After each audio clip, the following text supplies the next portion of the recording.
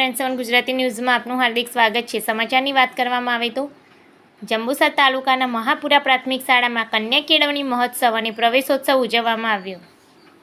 આ કાર્યક્રમમાં જંબુસર તાલુકાના ICDS અધ્યક્ષ હેમાબેન રાણા તથા રિટાયર્ડ સાહેબ શંકરભાઈ ગોહિલ, રાજુભાઈ માસ્ટર તથા મુન્નાભાઈ ઠાકોર તથા આંગણવાડી કર્મચારીઓ, ગામના આગેવાનો હાજર રહ્યા હતા।